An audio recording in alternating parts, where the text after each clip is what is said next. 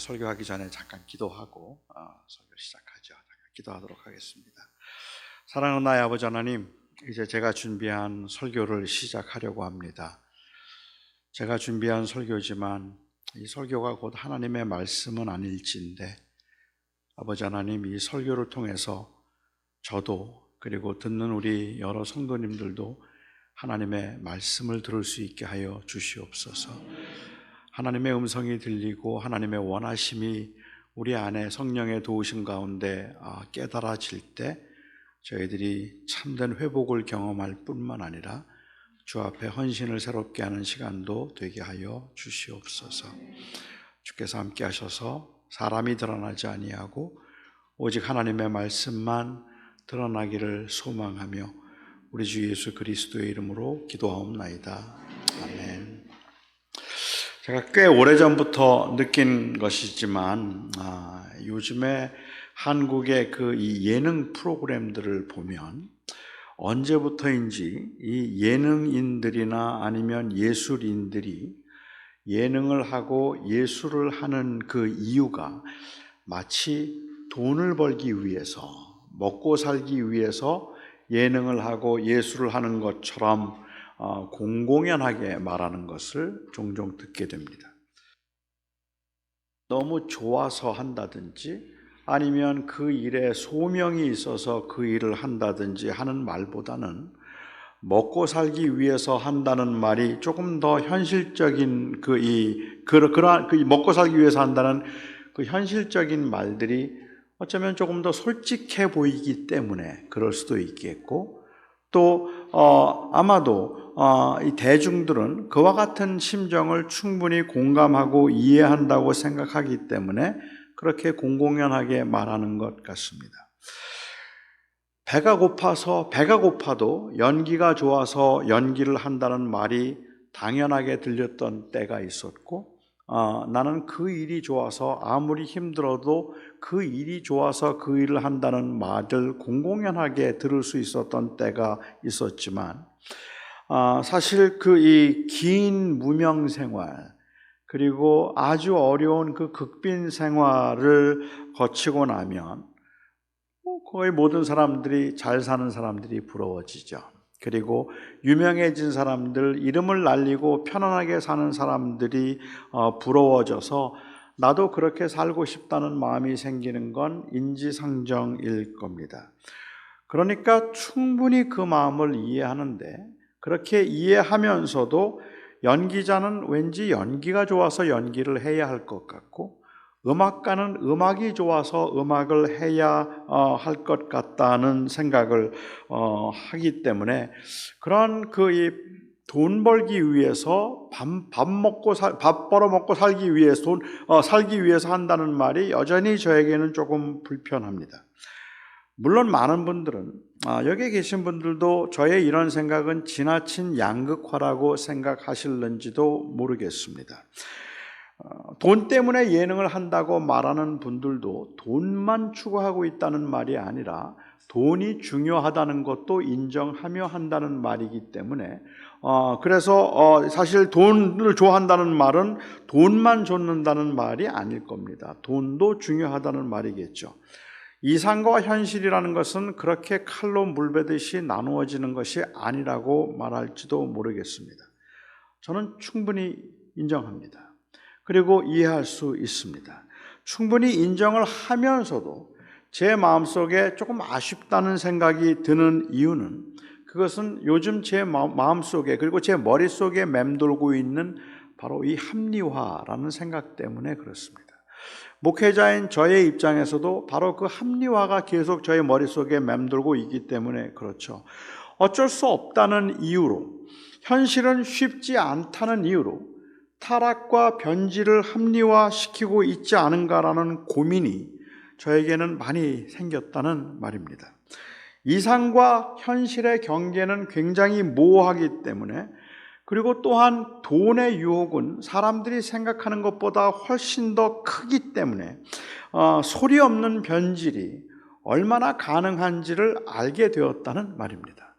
목회를 하면서 하나님의 말씀에 대한 소명과 하나님의 말씀만을 전하는 하나님의 종으로 참되게 목회를 하겠다고 말을 고백하고 그렇게 부름을 받았지만, 목회 현장에서 목회를 하면서 경험하게 되는 그러한, 때로는 성장한 교회 목사들이 어떻게 인정을 받고 그렇지 않은 경우에 어떻게 이 사람들에게 무시를 당하는가 하는 것을 보면서, 교회 성장이 꼭 나쁜 건 아니잖아 라는 말로 제 안에 있는 욕심을 합리화시키는 저의 모습을 보게 되더라는 거죠.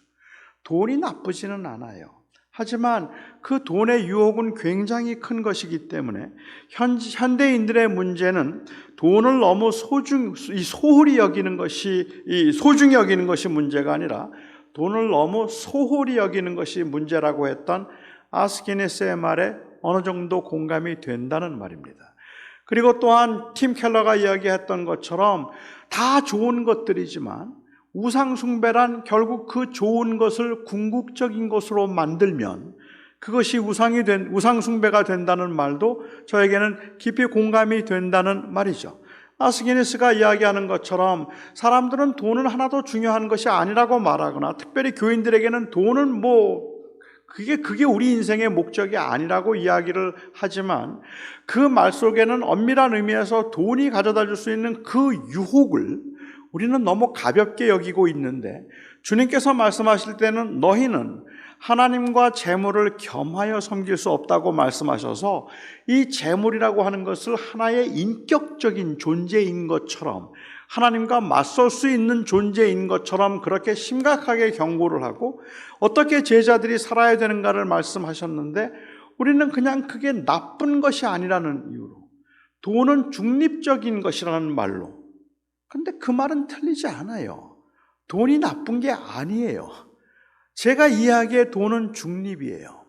그야말로 있어도 좋고 또 없을 수도 있는 것이지만, 그러나 돈이 중요한 것이 아니고 돈은 중립이라고 이야기를 하지만, 그 좋은 것들을 좋은 것으로만 여겨서 그 유혹에 빠지거나, 아니면은 때로는 우리가 그 좋은 것들을 우리의 삶 속에서 우리도 모르는 사이에 궁극적인 것으로 만들어버리면, 그러면 그게 곧 우상숭배가 되는 것이라, 그 좋은 것이 좋기 때문에 어떻게든지 치열하게 내가 자기와 싸우고 자기 자신과 싸워서 그것들이 내 인생의 궁극적인 목적이 되지 않도록 해야 할 그러한 그 치열함이 우리에게 있다는 말이죠. 아직은 요즘 연예인들처럼 공공연하게 말하지는 않지만 비슷한 고민이 목회자들에게도 있습니다.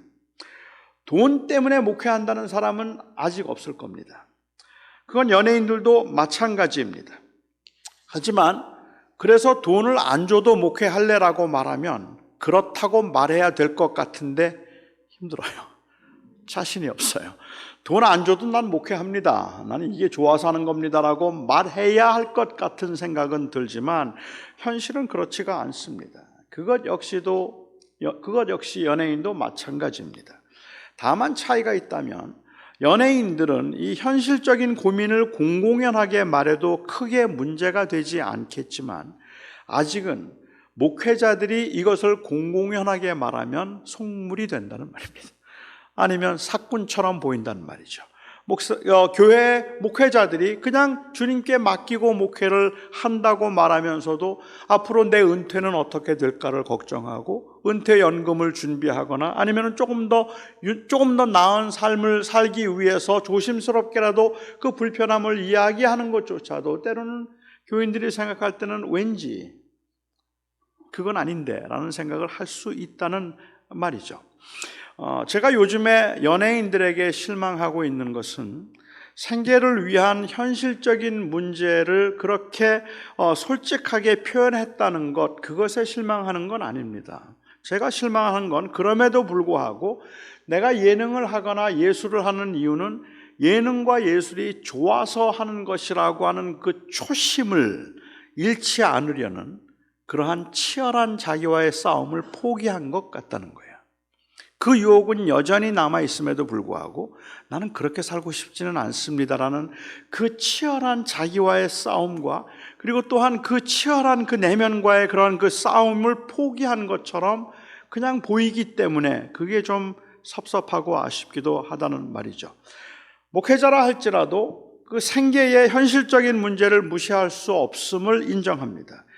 그런 현실적인 문제들을 솔직하게 표현하고 관계 개선을 요구하는 것 정당할 수도 있습니다. 그럼에도 불구하고 목회자가 놓치지 말아야 되는 것은 내가 소명을 받게 된 우선적인 이유는 바로 하나님의 부르심이었지 편안하고 쉬운 삶이 아니었다는 그것을 붙들고 살아야 된다는 말이에요. 하나님이 나를 사랑하셨다는 그 사랑의 은혜에 대한 반응으로 나는 이 일을 하고 있는 것이지, 오히려 그냥 나는 편하기 위해서 목회를 하고 있다고, 교회 성장과 성공을 위해서 목회를 하고 있다는 말을 아무렇지도 않게 치열한 고민 없이 할 수는 없다는 말입니다. 따라서 이상과 현실의 괴리로 인한 그 갈등과 고민이 삶의 자리에 여전히 남아 있기는 하지만, 그래서 교회가 성장하고 생활이 안정되고 큰 교회 목사가 되고 여기저기 불려다니는 유명하고 유능한 목사가 되어서 사람들에게 인정을 받으면 그것을 성공했다 생각하고, 그렇게 주어진 것들을 축복이니 보상이니 혹은 은혜니 하는 명목으로 누리고 있으면서도 내가 이렇게 살아도 되는가라는 그 조심스러움과 그 경계가 없으면, 그러면 위험하다는 말입니다. 그건 넘어진다는 말이죠. 그렇게 잘 나간다고 생각할수록 항상 옷깃을 여미고 하나님 앞에 내가 어떻게 살아야 되지? 내 원래의 부름은 무엇이었는가 하는 것을 확인하고 점검하는 그러한 그 치열한 싸움이 사실은 있어야 한다는 말씀을 드리고 싶은 거죠. 그렇다면 이 치열한 싸움을 도대체 어떻게 싸울 수 있을까? 과연 자신의 개인적 욕망을 어떻게 극복할 수 있을까 하는 것이 저희들에게는 굉장히 심각한 고민일 텐데, 제자됨으로 어떻게 이 제자 되어서 이 치열한 영적인 싸움을, 모든 제자는 그 싸움을 해야 되는 사람들이에요. 그런데 그 치열한 싸움을 어떻게 지속적으로 할 수 있을까 하는 것을 오늘 본문을 통해서 여러분과 함께 좀 생각해 보고 싶습니다. 오늘 본문은 요한복음에서 예수님께서 제자들에게 세 번째 나타나신 사건을 다루고 있는 이 이야기입니다. 부활하시고 난 다음에 처음 2번 나타나셨을 때는 예수님께서 제자들에게 내가 부활했다고 하는 부활의 실체를 보여주시기 위한 것이 목적이었기 때문에 제자들과 깊이 교제를 나누지 않으셨습니다. 아마도 제자들하고 많은 대화를 하지도 않았을 거라고 저는 짐작해요. 왜냐하면 그 이유는 주님께서 부활하신 몸을 제자들에게 보여주시기 위한 것이기 때문입니다. 하지만 주님께서 부활하신 후 세 번째 제자들에게 나타나셨을 때는, 그때는 제법 긴 시간을 제자들과 함께 보내셨던 것 같습니다. 제자들하고 같이 아침 식사를 하셨으니까요. 같이 아침 식사를 하고 대화를 나눌 만큼 주님께서는 제법 긴 시간을 보내셨어요. 그런데 저는 바로 이 제자들과 함께 아침 식사를 나누는 이 시간에 제자들은 도대체 어떤 심정이었을까 하는 게 너무 궁금하기는 해요. 아니면 어떤 대화를 나눌 수 있었을까도 궁금합니다. 주님의 부활하신 그 몸에 너무 압도되어서 아무 말도 하지 못하고 그냥 밥만 먹었을까요? 아니면 6월절 마지막 날 식사를 하면서 이 식사가 마지막이라고 생각하고, 그리고 주님께서 십자가에 돌아가신 후에 슬픔과 절망에 빠져있던 그들 앞에 나타난 그 예수님의 모습에 너무 감격스러워서 눈물이 너무 나서 그 주님을 다시 만나고 또다시 그 식사를 한다는 것이 너무 감동이 되어서 그냥 우느라고 말도 못하고 밥도 제대로 먹지 못했을까요? 죽었다 살아난 분과 식사를 나누는 거는 도대체 어떤 이 기분인지 아마도 제자들은 아무것도 물을 수도 말할 수도 없었던 것 같아요. 그래서 요한은 이 부분에 대해서 이야기하기를 그 제자들 중에 아무도 누구냐고 묻는 사람이 없었다라고 얘기해요. 함께 식사를 하는 중에 아무도 그에게 누구냐고 물을 수 없었다니, 정말 주님 맞으세요? 정말 주님이신 거예요? 아니 지금 어떻게 여기 오신 거예요? 무슨 일이 있었던 거예요? 궁금하기는 하지만 아무도 물을 수 없었다라고 이야기를 해요. 아마도 그 부활하신 몸의 그 거룩함 앞에 압도된 그러한 이 경건한 침묵이라고 불러야 될까요? 전 말 못했을 것 같아요. 식사를 다 마치고 난 후에 주님께서 베드로와 대화를 드디어 나누셨습니다. 너무도 우리에게는 유명한 장면이죠. 주님이 베드로와 함께 대화를 나누는 이 장면. 하지만 이 부분에 대해서도 모든 사람들이 동의할 만한 답을 찾아내기는 쉽지 않습니다. 이 구절은 생각보다 굉장히 난해한 구절이고 난해한 장면이라고 말할 수 있을 것 같아요. 몇 가지만 예를 들어서 말씀을 드린다면, 예수님께서 내가 나를 사랑하느냐고 베드로에게 물으셨던 이 질문이 그 당시에 함께 식사를 했던 7명의 제자들이 같이 앉아 있을 때 했을까요? 아니면 예수님께서 베드로와 따로 산책을 하는 중에 했을까요? 우리는 마치 모든 사람들이 있는 곳에서 한 것처럼 보이지만, 그런데 이 질문을 하고 이 대화를 나누고 난 다음에 그 다음에 베드로가 뒤를 돌아보고 그들을 따르고 있던 요한을 보아요. 그리고는 요한을 보고는 묻는 질문이, 주님, 제가 이 고난의 길, 십자가의 길을 가서, 그래서 내가 젊었을 때는 내 마음대로 갔지만 늙어서는 내가 두 팔을 벌리니 사람들이 내게 띠띠우고 내가 원하지 아니하는 곳으로 너를 데려가리라 말씀하실 때 아멘 했어요. 고난 받을 수 준비가 되어 있으니까 이제는. 그런데 그 다음 질문이 재밌잖아요. 뒤를 돌아보면서 요한을 가리키는 거죠. 쟤는 어떻게 될까요? 요한은 어떻게 됩니까? 그 질문을 해요. 그리고 주님께서는 내가 무슨 상관이냐? 그가 내가 올 때까지 살려둔다 할지라도 내가 무슨 상관이냐? 너는 나를 따르라. 그래서 요한이 뒤를 따르고 있었다는 이야기는 마치 산책 중에 이 질문을 하신 것처럼 보이기도 한다는 말입니다. 그리고 요한은 그 질문을 들었던 거겠죠. 아니면 같이 있는 자리에서 했다고 말할 수도 있을 것 같아요. 예수님께서는 왜 베드로에게 베드로라는 이름을 지어주셨는데, 오늘 주님께서 부활하신 후에 베드로에게 나타나셔서는 베드로야라는 말을 쓰지 않으시고 옛날 이름인 요한의 아들 시모나라고 그렇게 부르셨을까요?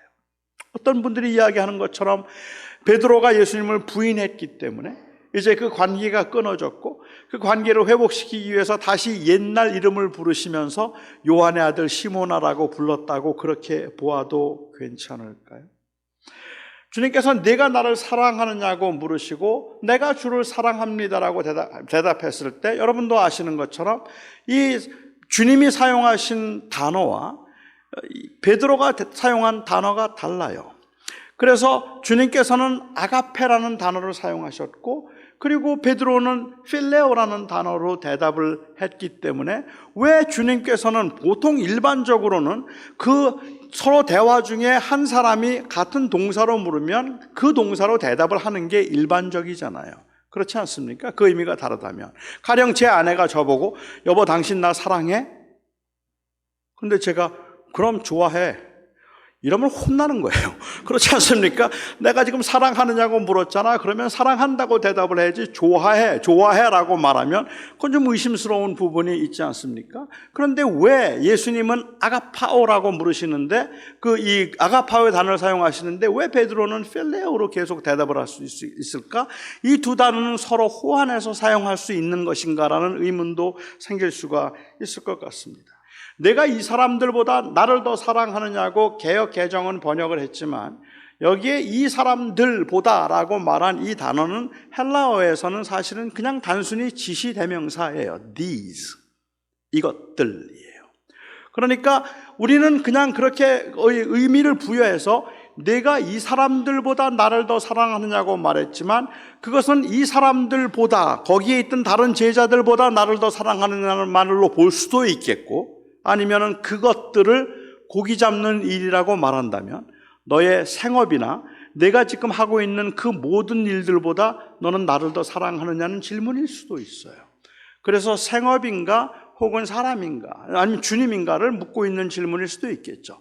더구나 these라고 하는 do you love me more than these? 라고 그렇게 말할 때 그 these라고 하는 그 헬라 단어는 목적형 지시대명사일 수도 있겠고 주격 지시대명사일 수도 있어요.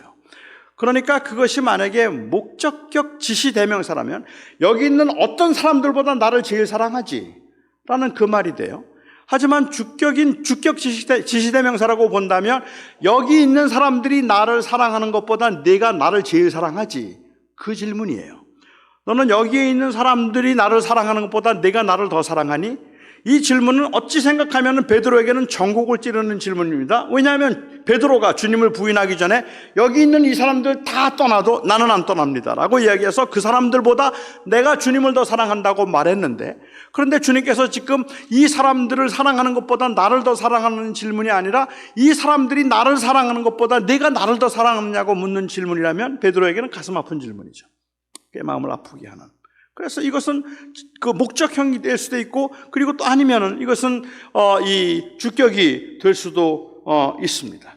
사랑한다고 고백했을 때 처음에는 내 양을 먹이라고 말씀하시고, 두 번째 말씀하신 다음에 내 양을 치라고 말씀하시고, 세 번째 말씀하셨을 때 또 내 양을 먹이라고 하셨으니, 먹이는 것과 치는 것의 차이는 뭘까요? 생각보다 복잡하죠.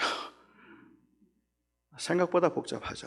제가 생각할 때는 이건 굉장히 복잡한 내용이라고 생각할 수 있는데, 사실 이 질문들에 제가 지금 여러분과 함께 나누고 있는 이 질문들에 대해서 어떻게 답을 하는가에 따라서 설교의 방향이 달라질 수 있는 겁니다.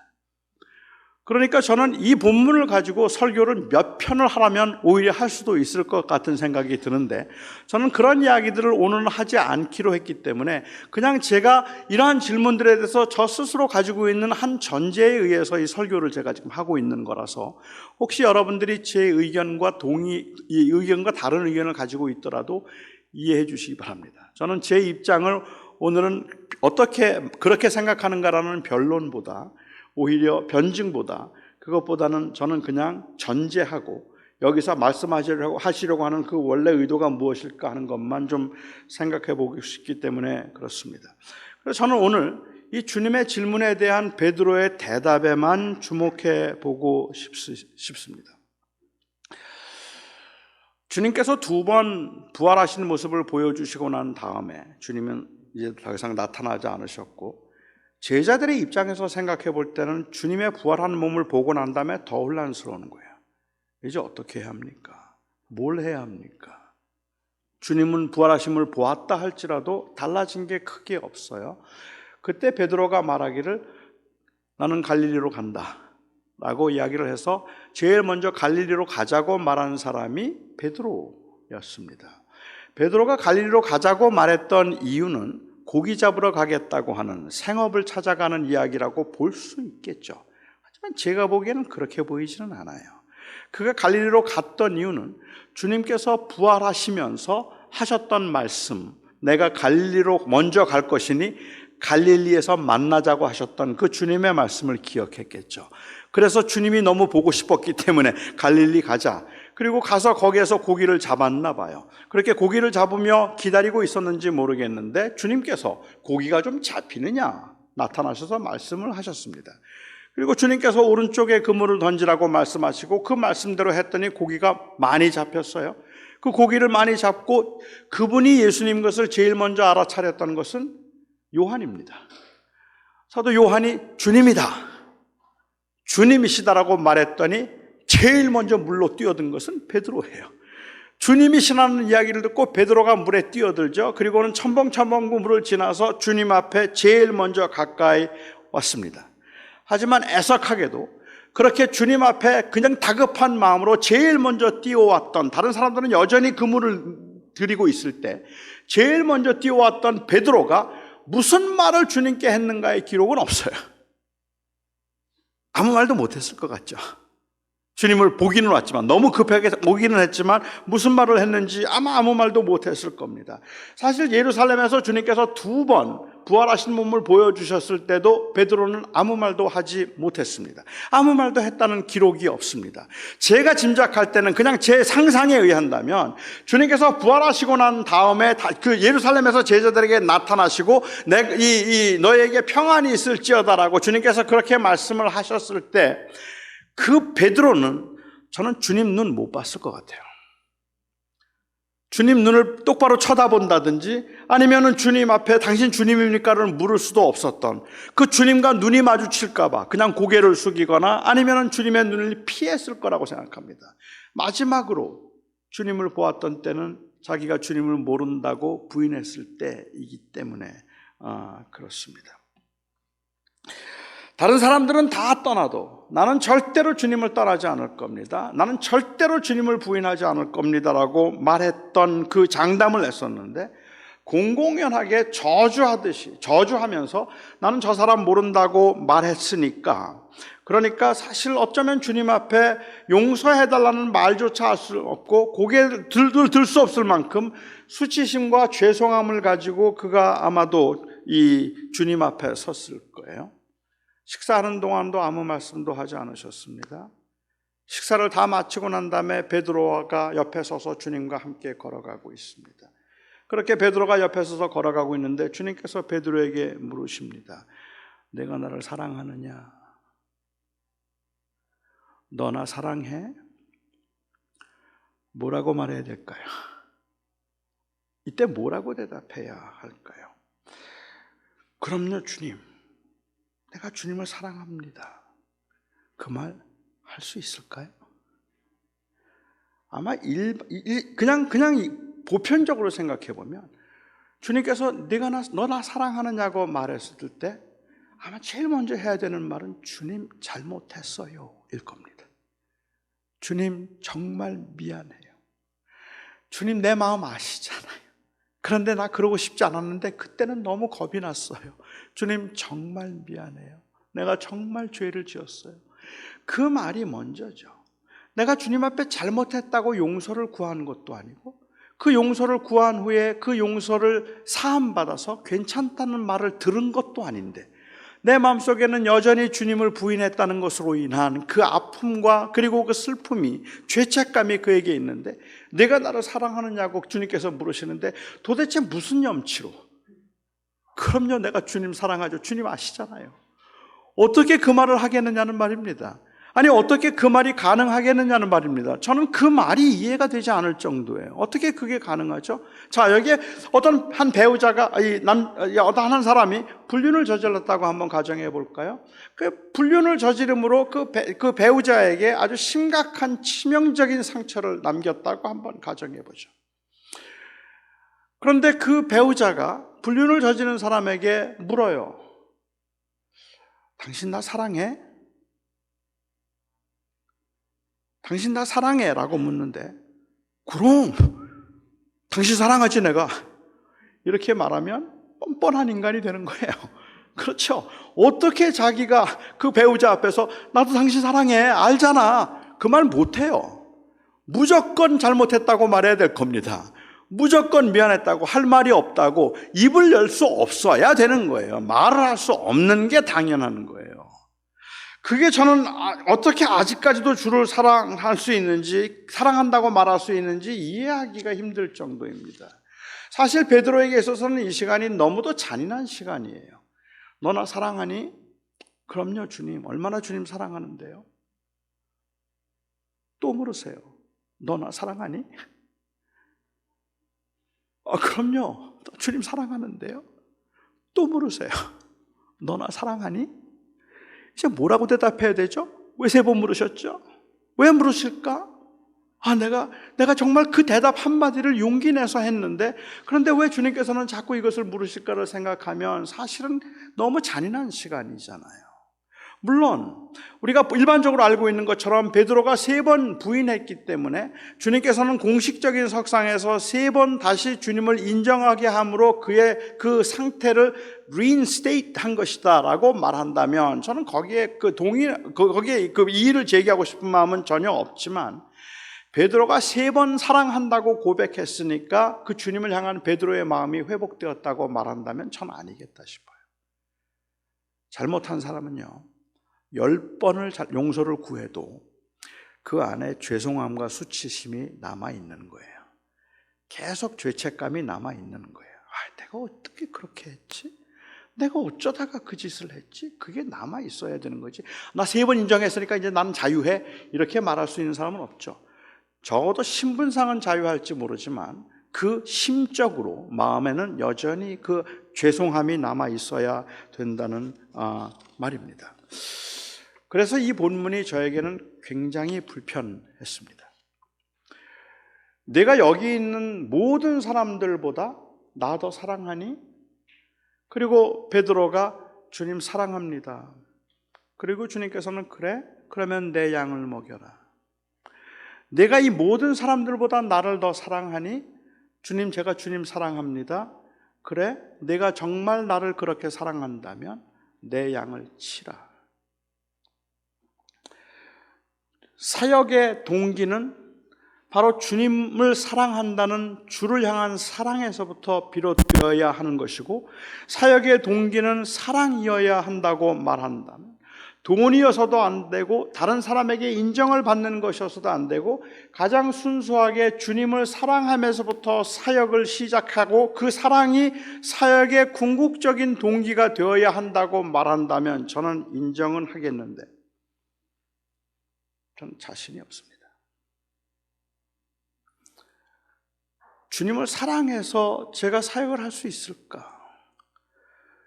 저는 26년 동안 이민교회 목회를 했습니다. 이민교회에서 담임 목회를 26년 했는데 주님을 사랑한다고 고백하면서도 저는 주님보다 저를 더 많이 사랑했음을 26년의 목회가 보여줍니다. 그래서 저를 전혀 모르는 여러분들 앞에서도 저는 감히 제가 주를 사랑해서 목회했다고 말할 수 없습니다. 제가 언제 웃었나 생각해보고 언제 울었나 생각해보면 교회가 성장할 때 웃었습니다. 사람들이 저를 인정해 줄 때 웃었습니다. 많은 사람들이 저보고 잘한다 그럴 때 저는 좋았어요. 내가 언제 목회 그만두고 싶었나? 사람들이 인정해 주지 않을 때였습니다. 사람들이 나보다 다른 사람들을 더 칭찬할 때, 그럴 때 저는 그만하고 싶다는 생각을 했었어요. 주를 사랑함이 제 사역의 동기이어야 함은 알고 있지만, 그런데 저의 그 연약함과 한계는 정말로 주를 사랑했기 때문에 주님께서 양을 먹이라고 말씀하신다고 말한다면 저는 자신이 없습니다. 저는 지금도 저의 고민이고 지금도 저에게는 그 싸움의 현장이고 여전히 갈등입니다. 제가 정말로 주를 사랑한다는 그 동기 때문에 내가 사역을 할 수 있을까라고 생각한다면 저는 그게 저의 사랑은 너무 형편이 없어요. 주님을 향한 저의 사랑은 너무 아무것도 아닌 거예요. 아마도 어쩌면 그래서 이 일부 신학자들의 경우, 어떤 학자들의 경우는 여기서 주님께서 사용하신 동사와 베드로가 사용한 동사가 다르다고 이야기를 하는 것 같아요.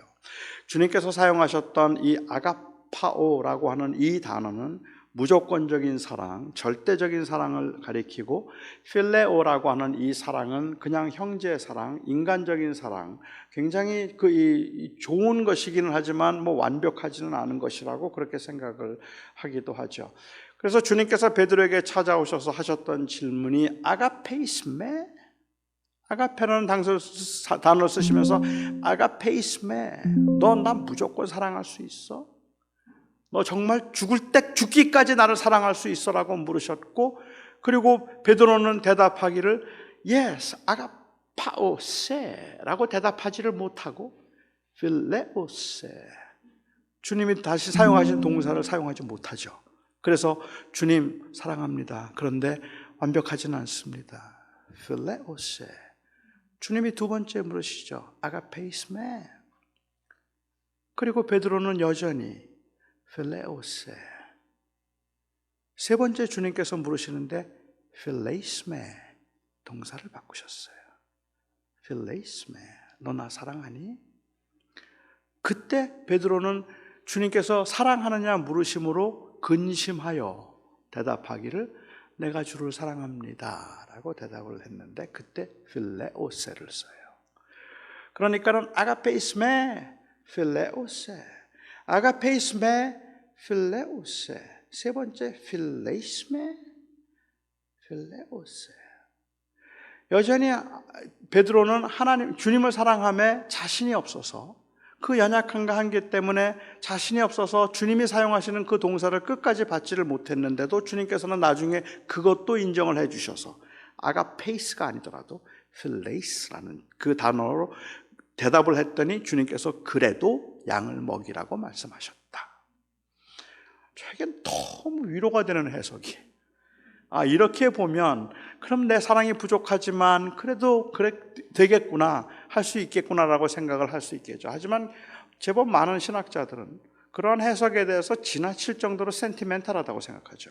왜냐하면 신약 성경에서 필레오와 아가파오는 두 개는 호환해서 사용되는 경우들이 너무 많기 때문에 그래요. 그래서 아가페의 사랑이 언제나 하나님의 무조건적인 사랑을 말하지 않았어요. 인간의 사랑을 말할 때도 아가페를 말했다는 거죠. 그래서 그러한 그 증거들이 신약에는 너무 많기 때문에 저는 그렇게 해석하고 그렇게 보면 너무 좋겠다는 생각이 들기는 하지만 여전히 언어학적으로 생각해 볼 때는 설득력이 별로 없어 보여서 저는 그것도 받아들이기가 좀 쉽지 않다는 말이죠. 저는 이걸 다른 관점에서 다르게 접근해 보고 싶었어요. 주님을 배신하고 수치심과 그리고 이 죄책감을 가지고 있던 베드로를 찾아오셔서 너는 나를 얼마나 사랑하니라고 묻는다면 자칫 생각하면 이것은 베드로에게 더 심한 죄책감을 요구하고 있는 것일 수도 있어요. 죄책감이죠. 그런데 주님께서는 그래? 너나 사랑해? 그러면 내 양을 먹이라라고 주님께서 말씀하셨는데 이런 경우는 자칫 우리가 생각하면 용서가 헌신의 올무가 되기도 한다는 말입니다. 용서를 했기 때문에 봉사를 해야 되고 용서를 했기 때문에 섬겨야 된다면 그렇다면 그것은 자칫 올무가 될 수도 있는 거죠.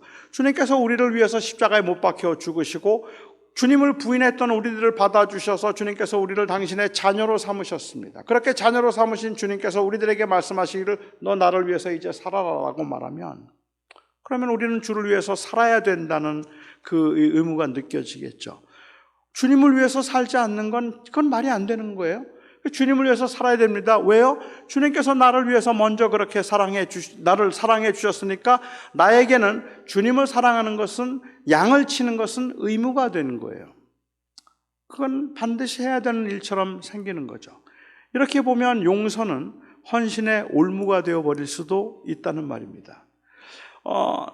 이 존이라고 하는 아이가 있었는데 이 아이가 할아버지 집에를 놀러 갔어요. 자기 여동생이었던 세라와 함께 할아버지 집을 놀러 갔답니다.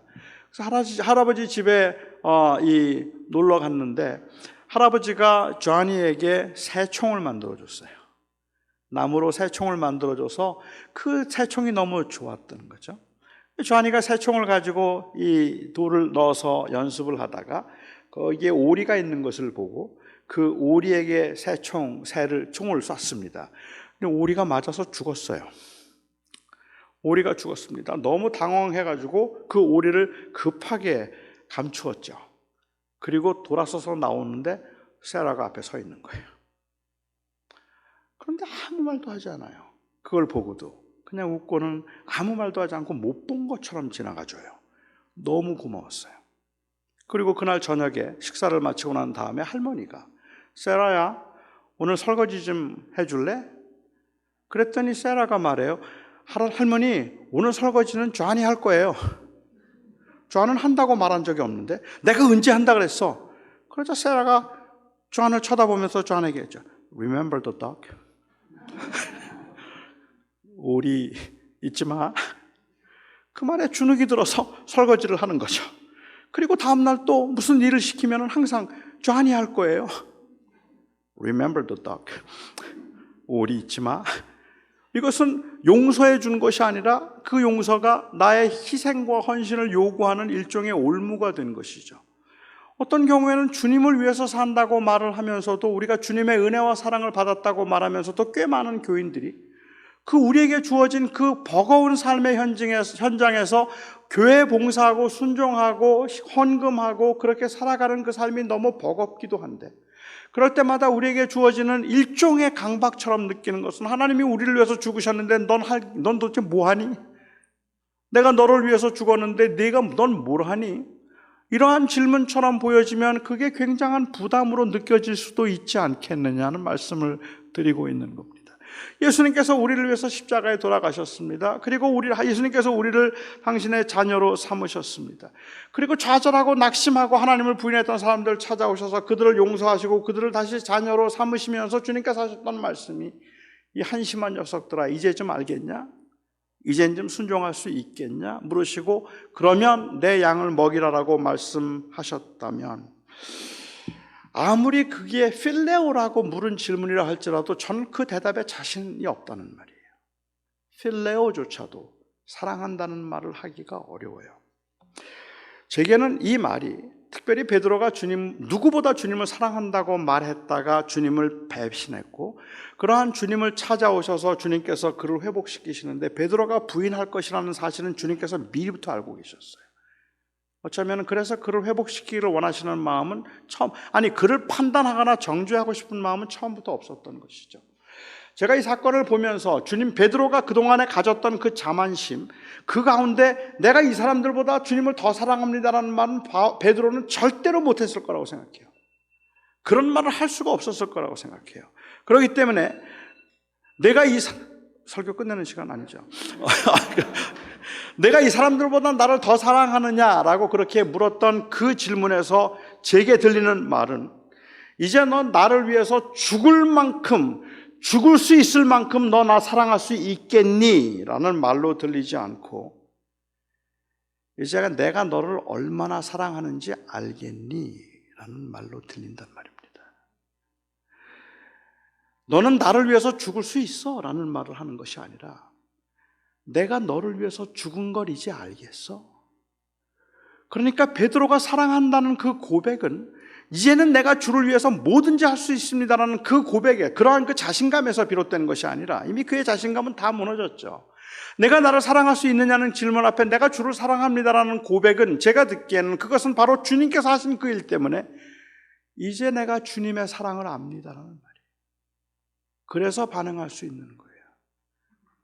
그러니까 이 말을 바꿔서 얘기하면, 내 주님을 나는 죽을 수 있을 만큼 그렇게 사랑한다는 Do you love me? 라는 이 질문은 너 나를 위해서 나를 얼마나 사랑하니? 라는 그 질문이 아니라 Do you know that I love you? 내가 너 사랑하는 거 아니? 그 질문이에요. 제자의 자격은 내가 얼마나 주를 사랑할 수 있는가에 있는 게 아니라 내가 진심으로 주님이 나를 사랑하는가를 아는가에 있어요. 제자의 자격은 내가 주를 위해서 무엇을 할 수 있는가에 달려있는 것이 아니라 주님이 나를 위해서 무엇을 하셨는가를 아는가에 달려있어요.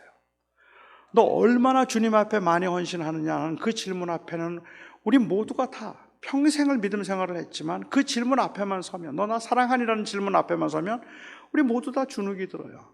주님을 사랑하는 것 같지 않아요. 너무 많이 흔들리고 너무 복잡하고 너무 힘들고 너무 아프고 내가 마땅히 가야 할 걸 아는데도 그 길을 제대로 가지 못하고 있다는 생각을 하면, 주님께서 저에게 너 나 사랑하니라고 물으면 감히 어떤 누구도 감히 주님 그럼요 라고 말을 못하겠단 말입니다. 저는 평생 사역을 하면서 주님이 나를 사랑하느냐고 물으신다면 제가 주님을 사랑합니다라는 고백을 할 자신은 없어요. 그런데 주님이 나를 얼마나 사랑하시는지를 점점 더 깊이 알아가는 것 같아요. 수없이 넘어지면서 이렇게 주님이 나를 사랑하시는구나 하는 것을 알기 때문에, 그렇기 때문에 제가 제가 주님 사랑해요 라고 말해요.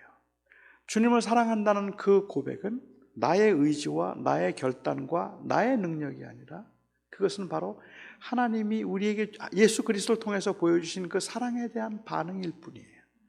그 사랑이 있기 때문에 저는 그 사랑에 그냥 그렇다고 반응을 하는 것 뿐이죠. 너는 나를 사랑하느냐는 말이 저에게는 너 죽을 만큼 나를 사랑할 수 있겠느냐고 하는 그러한 그 우리의 헌신을 요구하는 말이 아니라 오히려 내가 너를 죽기까지 사랑한 걸 알겠니? 라는 말이에요. 세상에서는 굉장히 힘들고 버겁고, 그리고 나는 매일 넘어지고 이 세상의 흔들림 가운데서 정말 거뜬하게 믿음으로 좀 살아내고 싶은데, 그런데 그때마다 넘어진단 말이에요. 그때마다 흔들리고 그때마다 혼란스럽고, 그래서 계속해서 넘어지고 흔들리는 저를 향해서 주님께서 찾아오셔서 하실 수 있는 말씀은, 저를 다시 일으켜 세우는 그 말씀은 너 왜 그렇게 살아?가 아니라, 그럼에도 3번을 부인했음에도 그래도 내가 너 사랑하는 거 알지, 그 말이란 말이에요. 제자로 제가 살아가게 만드는 힘은 너 나 사랑하는지 알지라는 그 고백에 대한 대답이겠다 생각합니다. 그러면 내 양을 먹이라. 네가 내 사랑을 알면 내 양을 먹이라. 그 의미라고 봐야겠죠. 헌신의 근거는 주를 향한 나의 사랑이 아니라 나를 향한 주의 사랑입니다. 제자됨의 자격은 주를 향한 내 사랑에 있는 것이 아니라 나를 향한 주의 사랑이 있는 겁니다. 우리는 주님의 제자가 되었다라고 말하고 주님의 제자로 살겠다고 말할 때 그렇게 살게 만드는 힘은, 그것은 나는 한다면 합니다, 나는 다릅니다라는 내 헌신에서 근거한 것이 아니라 오히려 나는 매일 넘어지지만 주님의 사랑을 합니다, 그 사랑으로 삽니다라는 그 고백이라고 생각합니다. 허물 많은 죄인들이 이 땅에 제자로 살아가면서 놓치지 말아야 할 질문, 그것은 내가 얼마나 주를 사랑하는가가 아니라 주가 나를 위해서 무엇을 하셨는가 하는 그 질문이어야 합니다. 믿음으로 치열하게 살려고 하면 할수록 우리가 얼마나 형편없는지 너무 잘 압니다. 우리가 얼마나 보잘것없고 부족한지 조그만 시련 앞에서도 흔들리고 사람들에 대한 배신감과 실망으로 순식간에 무력감을 경험하기도 합니다. 몸이 아프면 우울해지고 우리의 삶에서 내가 열심히 하는 일들의 열매가 별로 없으면 위축됩니다. 이런 우리들에게 얼마나 주님을 사랑하냐고 물으면 사랑한다는 그 고백이 위선으로 들릴 만큼 우리는 아무것도 아닙니다. 그럼에도 불구하고 여러분과 저는 오늘도 내가 주를 사랑합니다라고 고백합니다. 그리고 그렇게 형편없게 살았는데도 내가 주를 사랑합니다라고 고백을 우리가 하면 우리는 그 고백을 들으며 아무도 저건 위선이라고 말하지 않습니다. 왜냐하면 내가 사랑한다는 그 말은 바로 그 사랑에 대한 반응일 뿐이기 때문에 그렇습니다. 아마 여러분 중에는 주님을 사랑한다는 고백을 오랫동안 잊은 분들이 계실 겁니다. 믿음 생활을 하면서 여러 번 넘어지고 수없이 흔들리고 그리고 지금 내 모습을 내 모습을 돌아보면 여전히 하나님 앞에는 부족한 모습들이 너무 많은 것 같고 계속해서 자기를 합리화시키고 있는 그러한 내 모습을 보면서 그런 내 모습을 볼 때 내가 주님 사랑합니다라고 고백하면 그것은 위선이지 라고 생각되어서 사랑합니다라는 말을 아마 입에 담기 어려웠던 분들, 많이 망설여졌던 분들, 사랑하는데 정말 하고 싶은데 그런데도 지금 내 삶의 모습에서는 그 말을 감히 할 수 없을 것 같아서 그 말을 그냥 머금기만 하고 품기만 했던 분들도 어쩌면 계실지 모릅니다. 저는 이 시간에 여러분들이 주님 앞에 주님, 나 주님 사랑해요라고 베드로가 말했던 것처럼 말할 수 있기를, 그게 바로 제자니까 내가 주를 사랑합니다라고 말할 수 있기를 바랍니다. 그 하나님의 사랑 때문에 그런 거죠. 이미 말씀드린 것처럼 믿음 생활을 오래 하면 할수록 주를 향한 저의 사랑이 정말 아무것도 아니라는 생각이 자꾸 들게 돼요. 제가 젊었을 때 30대, 40대 그때는 주님을 얼마나 사랑하십니까라고 말하면 여러분 주님을 사랑하세요라는 설교를 들으면 저는 그날 밤에 기도를 하면서 아골골짝 빈들에도 내가 복음 들고 가리이다 찬송을 부르고 저 주를 위해서 죽을 겁니다. 저를 주를 위해서 살 겁니다. 아무것도 필요 없어요. 주만 있으면 됩니다. 주님을 위해서 살겠습니다라고 아주 담대하고 당당하게 외쳤던, 그렇게 반응했던 때가 있었습니다. 그런데 요즘은 그렇게 말하는 저에게서 위선의 냄새가 나요. 제가 저를 아는데 그렇게 말할 수 없죠. 제가 제대로 헌신하며 살지 못해서 그럴 거라고 생각합니다. 그래서 주님을 얼마나 사랑하십니까? 라는 질문을 받으면 그러면 그렇게 담대하게 옛날처럼 그렇게 말할 수는 없을 것 같아요. 그럼에도 저는 감히 제 30대, 40대보다 저는 지금 주님을 더 사랑한다고 말할 수 있습니다. 제가 지금 주님을 진심으로 사랑한다고 말할 수 있음은 옛날보다 지금 더 헌신적이기 때문이 아니라 이제는 그 주님의 사랑이 더 느껴집니다라는 말입니다. 내 약함을 보면 볼수록 주님의 사랑이 더 느껴진다는 말이죠. 그게 저로 하여금 양을 먹이고 양을 치도록 하시는 하나님의 부르심에 응답하는 길이었다고 생각합니다. 주님께서 그 이 산상수훈에서 하셨던 것처럼 옛사람에게 말한 바 살인하지 말라는 말을 너희가 들었거니와 나는 네게 이르노니 형제를 보고 미워하는 자는 이미 살인한 자니라. 옛사람에게 말한 바 간음하지 말라는 말을 너희가 들었거니와 나는 네게 이르노니 누구든지 여자를 보고 음욕을 품은 자 이미 간음한 자니라.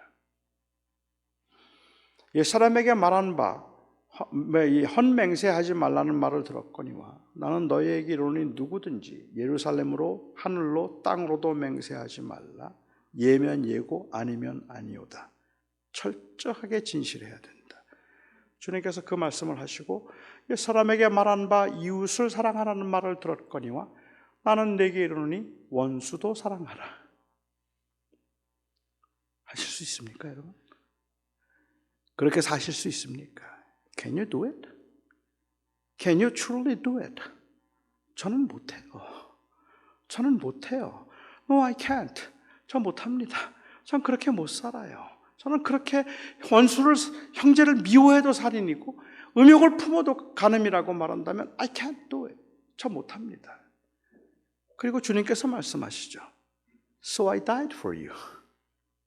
So I did it for you. 그래서 내가 너를 위해서 죽었잖아. 내가 할 수 없으니까 그래서 내가 너를 위해서 죽었잖아. 내가 너를 위해서 대신했잖아.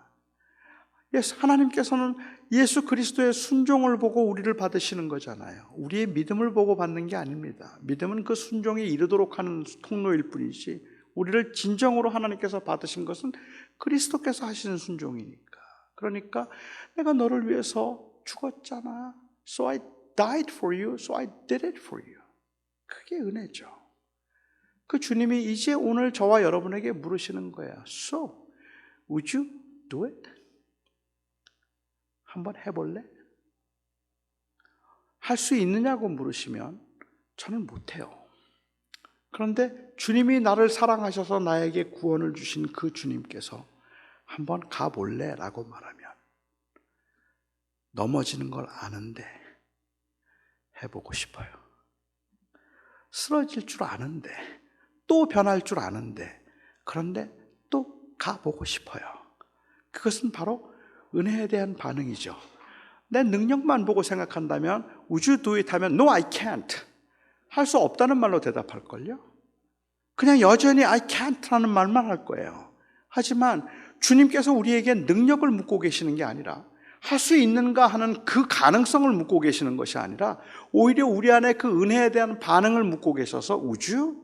하고 물으신다면 저는 넘어지는 줄 아는데 많이 넘어졌는데 주님 가보고 싶어요. 해볼게요. 그 마음이 생기죠. 제자들의 자격, 제자들이 헌신을 하게 만드는 근거는 예수께서 우리를 위해서 십자가에 죽으심으로 인하여서 우리에게 임했던 그 무조건적인 사랑에 대한 반응이라서 저는 오늘 이 날도 여러분들은 이제는 안 넘어질 자신이 있습니까? 라는 그 의미에서 아마도 이 수련회를 갖는다면 사람의 열정이 인간의 능력을 과대평가하게 만드는 것을 전제할 때는 오늘 밤에는 할 수 있을 것 같을지 몰라요. 하지만 아마 내일만 해도 안 될걸요. 내일 모레만 해도 안 될걸요. 안 됩니다. 여러분 안 됩니다. 우리 못합니다. 못하는데 우리는 할 수 있어요. 아니 우리는 하고 싶어요. 그래서 또 일어설 수 있는 거죠. 그래서 은혜는 제가 생각하는 은혜는 우리로 하여금 무엇을 하게 만드는 능력이 아니라 하지 않을 수 없게 만드는 감동이라고 저는 생각합니다.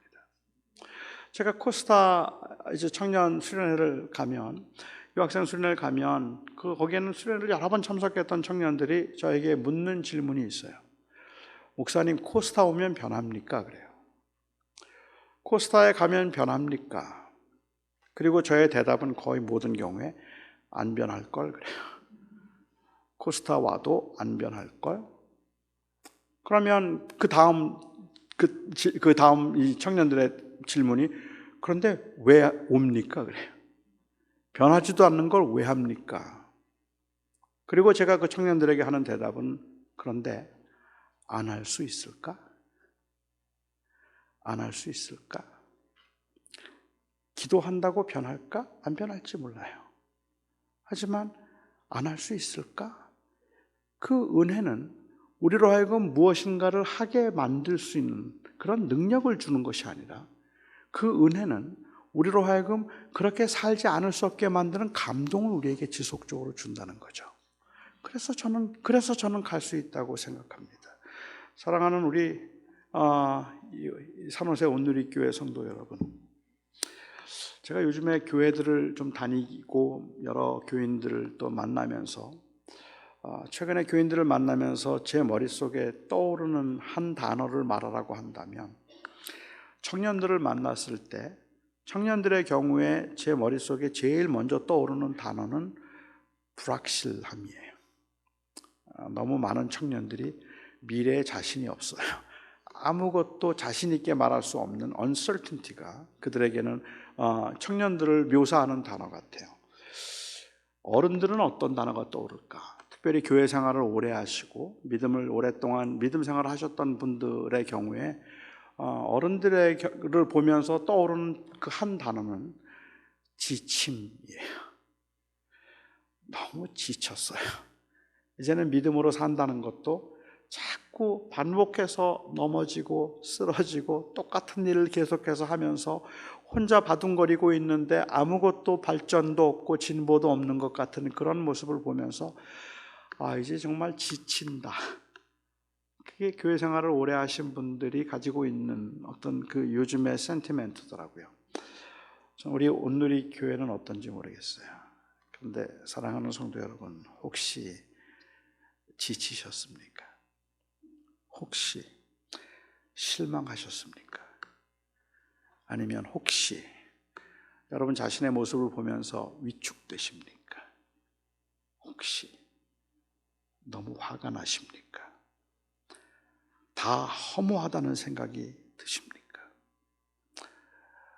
아마도 그런 여러분들에게 주님을 믿는다고 말하고 구원을 안다고 말하면서 도대체 그것밖에 하지 못하느냐고, 당신이 도대체 어떻게 그렇게 그것밖에 사랑하지 못하느냐고 그렇게 야단을 한다면 아마도 여기 계신 분들 중에 그 야단 앞에 고개를 숙이지 않을 수 없는 분들 없을 겁니다. 고개를 숙이는데 속에는 분노가 끓죠.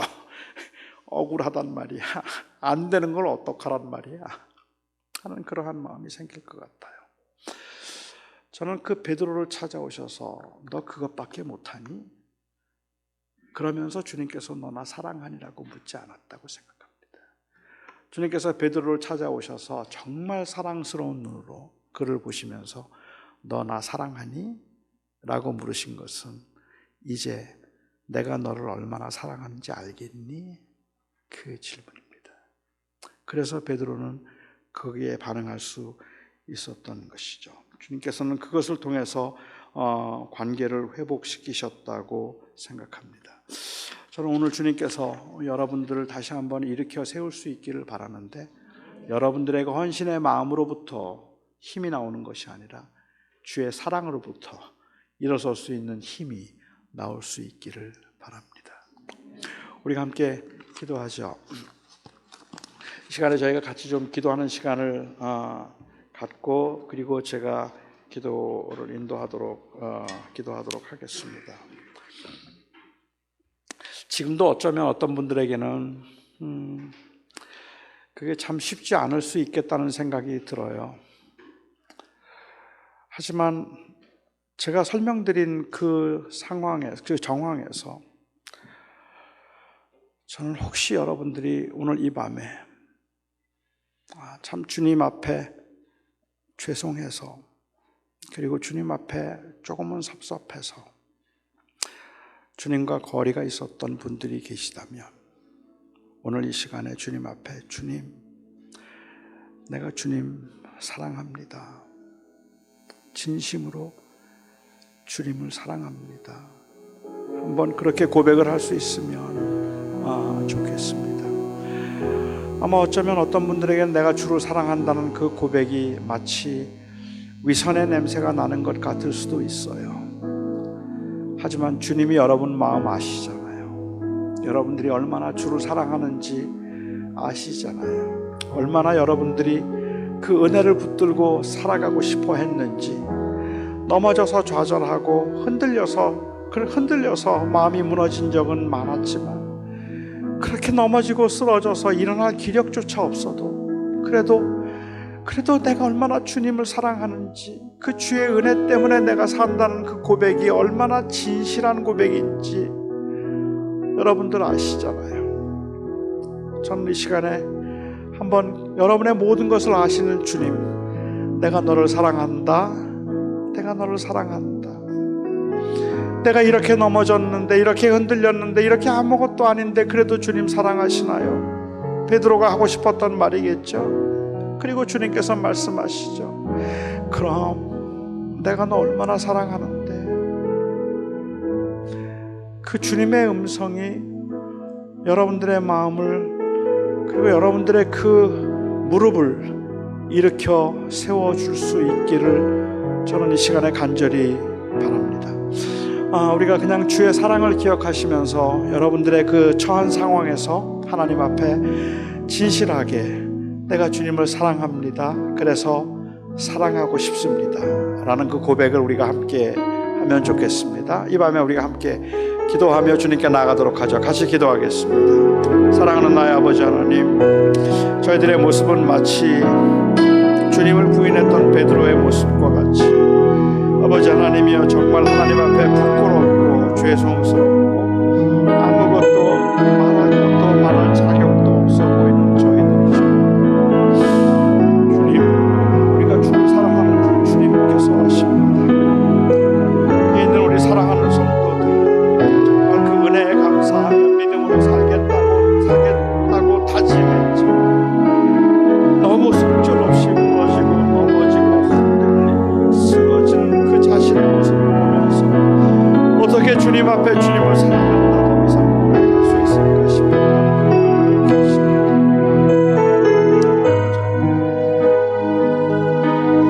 주의 은혜 가운데 하나님의 사랑을 회복할 수 있도록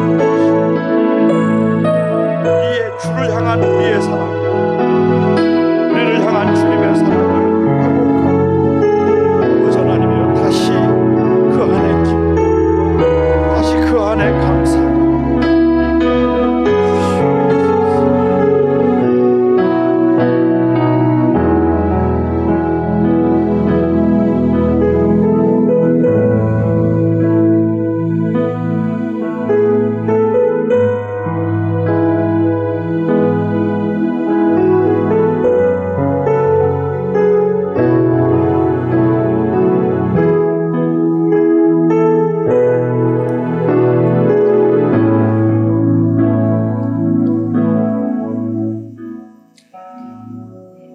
사랑하는 나의 아버지 하나님,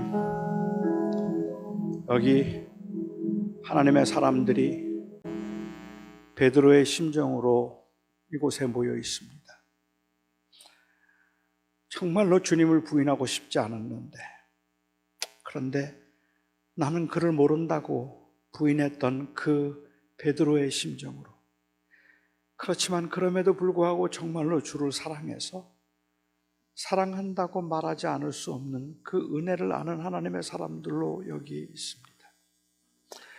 지금 이 시간에도 우리들에게 만일 주님께서 너는 나를 얼마나 사랑하느냐는 그 말이 주를 향한 우리의 사랑을 물으신다면 저희는 또 자신이 없습니다. 하지만 주님, 우리를 향한 주님의 사랑을 우리에게 물으셔서 너 내가 얼마나 너를 사랑하는지 아느냐고 물으신다면 그 허물과 죄 가운데도 가슴을 치고 정말로 저희들이 하나님 앞에 울부짖어라도 말하고 싶습니다. 주님, 주님을 사랑합니다. 주님이 얼마나 우리를 사랑하는지 저 압니다. 그래서 그 사랑에 감사하며 오늘도 또 일어설 것이고 또 다시 주님을 찬양할 것이고 우리의 입술을 열어 주를 사랑한다 고백할 것입니다.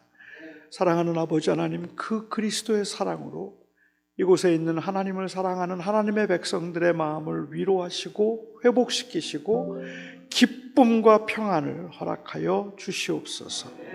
우리 주 예수 그리스도의 이름으로 기도하옵나이다.